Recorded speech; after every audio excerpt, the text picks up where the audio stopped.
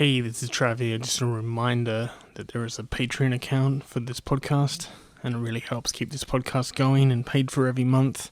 And I would just like to thank the supporters so far, and that's Bill, Grant, Lisa, Mog, Dan, and Paula. Thank you so much, and here's the podcast.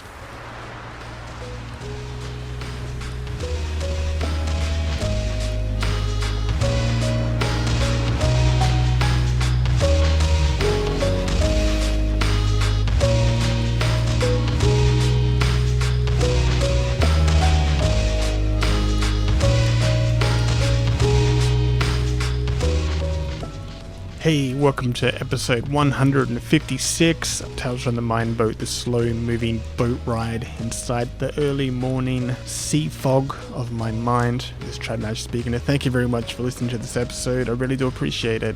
On today's show is 3 tales of anxiety and irrational fears, and how maybe not thinking about it so much can make you do the impossible. So it's a good show, and all you need to do is sit back, relax, consider how in the future we really are as we set sail.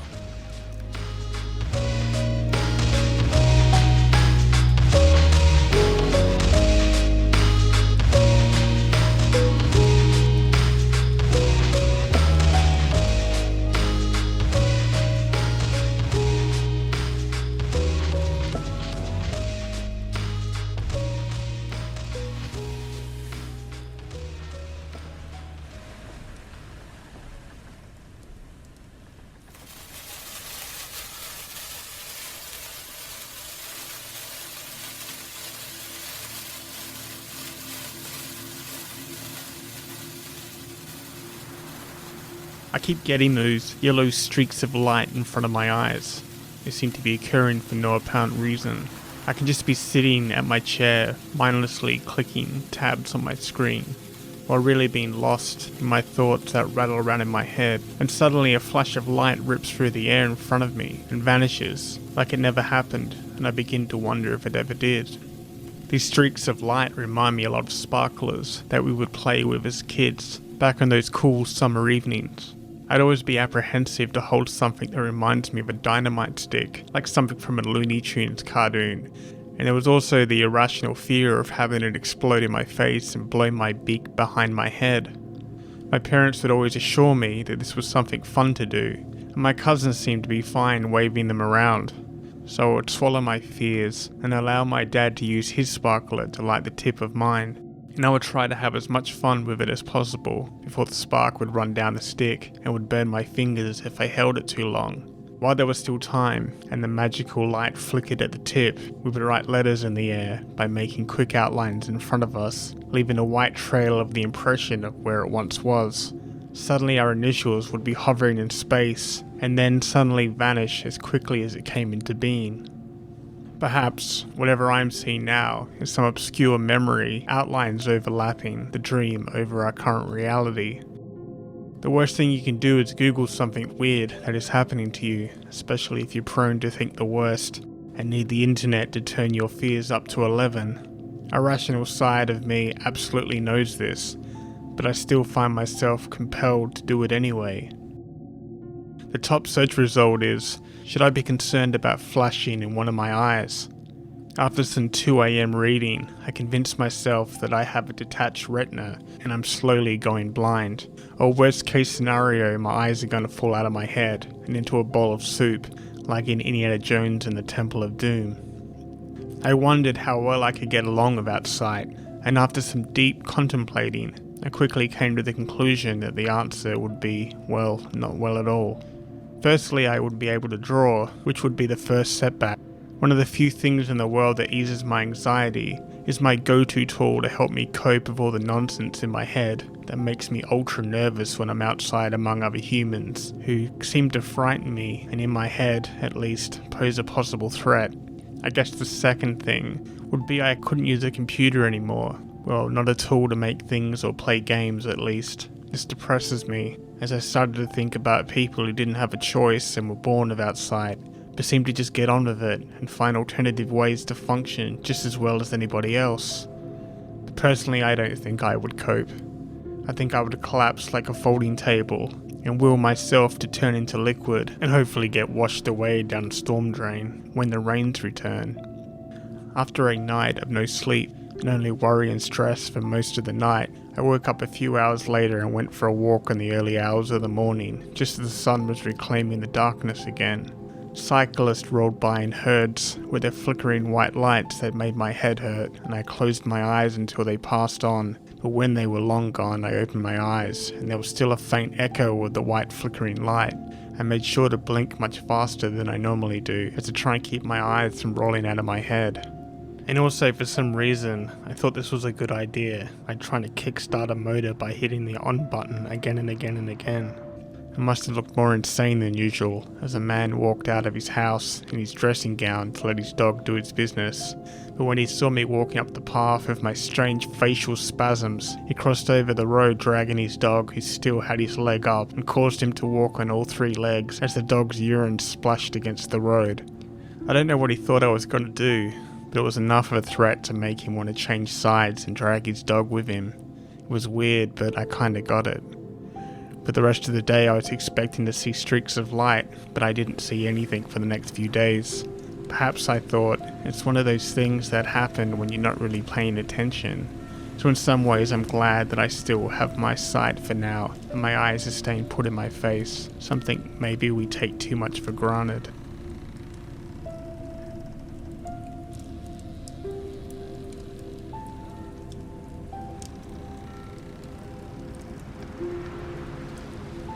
I have been experiencing strange feelings of anxiousness, well, more than usual. Most of the time it comes in waves which eventually retreat back into the ocean, and I get a few more hours to feel fine again and try to build a wall until the next wave hits, and I hope it's not larger than the last one. But these anxious attacks seem to be bigger and giant in size. They are so frequent now that there's no time to respond, and I don't know what is triggering this. But I can't seem to sit still and pace around the room, clenching and unclenching my fingers into a fist. My back aches, my heart gets a workout. I'm not sure what I can do to try and stop this feeling. I spoke to my doctor about it. She sent me to get some blood tests and an ECG scan of my heart that's pumping blood through complex systems of veins that entangle my body into some kind of working order. While I wait for the results, I've been experiencing these painful episodes quite frequently over the past few weeks. The only thing I can do is try and lay down and sleep off these waves of fear and loathing. It was late in the afternoon when I felt like my heart was being squeezed and wrung out like a dishcloth, and no amount of pacing or rubbing over my chest seemed to make my heart beat any less frequently. Regular for me now is a thumping drum machine nervously pumping blood that is sure to flood my engine. I walked into the bedroom, and the windows were wide open, letting in the afternoon cool change into the room, but also the noise of the constant line of cars that glide up and down the main road below. I walked up to the window winder and started spinning the crank as fast as I could, and noticed two weird looking guys that had all the red flags of people who are a bit sus. Constantly looking behind them as a small bag was removed from the guy's pants and given to the other guy, who constantly was looking around while still checking his phone and hitting buttons on what looked like Google Maps. They looked like two people who didn't want to be seen by anyone, especially when what they were doing was something that I am sure they don't want to make public. But regardless, here they were doing some kind of drug deal right next to a main road, in front of a school, in front of all the traffic, families walking their dogs while their kids ride their first bikes they got for Christmas, and of course me looking down on them. This guy winding in the windows to block out all that noise, shut it all out and give my nervous system a break.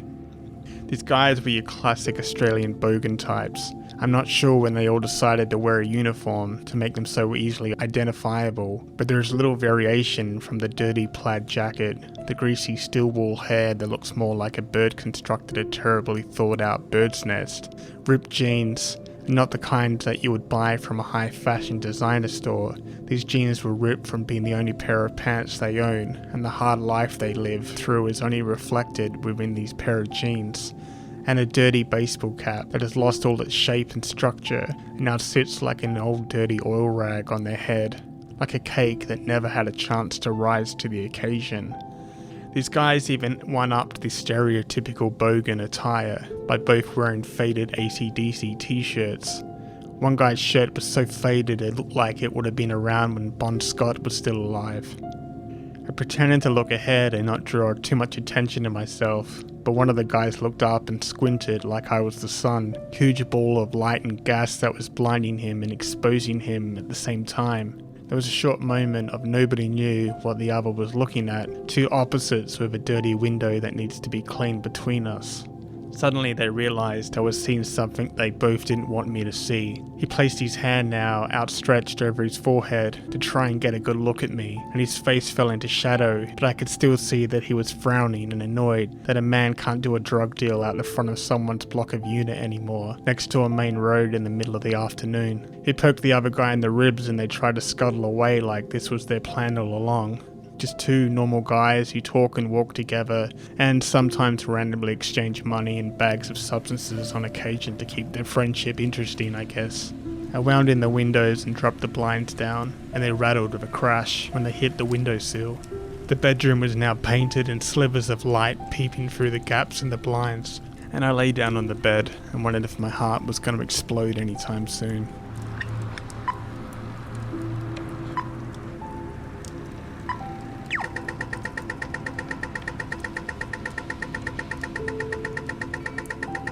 The red man flashed next to the highway as I hurried to the pedestrian crossing and began to assess my chances of crossing 8 lanes of traffic and wondered if I could still make it safely to the other side of the road.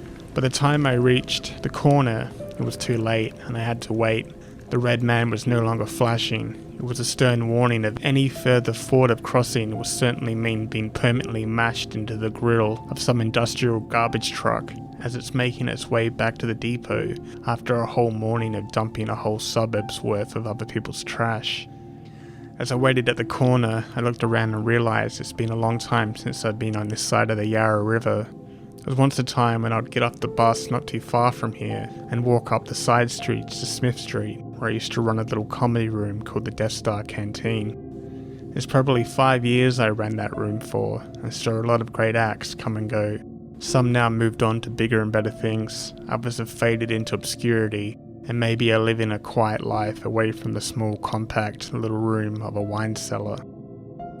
Those were good times, but also some pretty cringe-worthy nights, when the audience was so few that the night felt like a support group for people who suffered from anxiety, depression, and needing constant validation. Looking back now, I don't really miss it. I feel I did my part making a space for people to try and get better at making strangers happy. It was probably also a place for others who thought comedy looked easy, and when they actually got up there in front of an audience and the blinding white light, they froze up, realizing that it might not be as easy as it looked, and suddenly they begin to stumble and stammer over their words, and eventually bailing out of their set completely, heading back up the stairs and out the door, never to be seen or heard from again. And I sometimes wonder what happened to these people. Are they happier now? Do they have a better appreciation for performing arts? Or do they just tell themselves that they tried it and killed, and that was so good that they had to stop performing because it was embarrassing for the next person who came up after them to reach such unattainable comedic heights? Traffic from both my left and right passed in front of me, sometimes going so fast it became blurs of colour and shape. Loud trucks let out their brake exhaust, and buses loudly exhaled as they changed gears as they chugged along the same route they travel every day. I felt someone behind me walking at a rapid pace that was not quite running but certainly not a casual stroll. I sidestepped to the side, as I hate people standing behind me, as people do while waiting for the lights to change. Sometimes there can be huge clusters of people gathering at the corner, and as soon as the light turns green, there is an involuntary foot race to reach the other side first. And it makes me incredibly anxious to the point I'd rather just let people pass me by, get to where they need to go at 88 miles per hour until they disappear into the future, leaving behind a flaming tracks of where they once were. As these footsteps grew closer, they sounded like they weren't slowing down anytime soon. Even when they passed where I was standing, this person kept going. It was a shirtless young guy with a beach towel over his shoulder, like he came from the beach, even though we were nowhere near any beach all the way out here in Collingwood. His walk seemed like a casual, confident strut of a man who feared nothing. It seemed so carefree and self-assured I was instantly jealous of such freedom. His confidence impressed me, but not as much as when he reached the curb and kept right on going, keeping an average pace and barely looking to see the oncoming traffic. He took his own time crossing all 8 lanes of traffic, and neither he or any of the vehicles slowed down to factor in that there is a huge chance of collision if either or any of these elements didn't slow down or move out of the way of danger. Somehow, and I'm really not sure how, there was no collision or a fatality or even a slightly bruised knee. This man just made it to the other side, like this was nothing and no less of an unbelievable miracle that was just performed right in front of me. I was shocked and found myself trembling of fear, as I thought for sure I was watching someone on drugs who just walked right into danger, and he was going to be the one that was cleaned up by a passing garbage truck. But for some reason, all the stars and planets all lined in the right order. All time and space flowed together just how it should be, and it appeared amongst all the chaos that there can be order. Even the strange idea of fate can protect us until we reach the end of our line. Everything I thought I knew had to be now rebooted, dismantled, and approached from a new angle to try and understand what I just saw. The impossible now seemed possible. And was it because this guy's extreme self-assurance that protected him from the clear and present danger of walking across a busy highway? How many times has this guy done this before? Has he done this so many times that he can now perform such subtle movements that can save him from being hit when he crosses any road? Did he spend hours at the local fish and chip shop playing tabletop versions of Frogger, and he transferred these hours of quick reflexes and made it practical in his real life? Was this man the second coming of a divine being, or was he just some kind of majestic Mr. Magoo? I was so deep in thought of all of this, I didn't even realize that I missed the traffic cycle. The green man was no longer there anymore. The red man was once again blinking, and that was fine, as I still had so many questions that may never be answered, and I need another few minutes to calm down my nerves and rethink my whole life up to this point.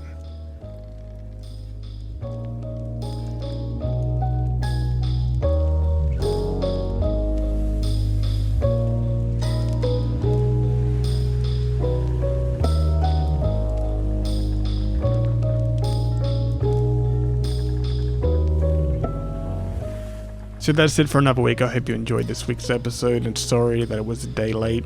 I blame it on the fact that it was Labor Day or something yesterday. But if you like this episode, then please tell as many people in as many ways as you can. Like and subscribe on the very device you're using. Use Facebook and Twitter, or just tell someone to their face if you appreciate this. I have a whole bunch of stickers for this podcast. Hit me up if you want them, and you can stick them around your area or on your enemies' faces, and it will help promote this podcast, and we can reach a whole lot more people than I originally intended. You can follow this podcast on Twitter and Facebook just by searching for Tales from the Mind Boat, or you can follow me personally on Twitter as Nashtopia, or you could follow my art diary on Instagram to see a drawing I draw every day just by looking up Trav Nash Draws Things. The music for this podcast is composed by Tim Witt. You can listen to his music right now on SoundCloud just by searching for Tim Witt Sounds. You can also find his albums on Bandcamp, and I highly recommend that you check these out because he is a gift to music. So I guess that's it for another week. Thank you so much for listening to this episode. I hope you're doing well and all things are good of you. Until next week, stay safe. Peace.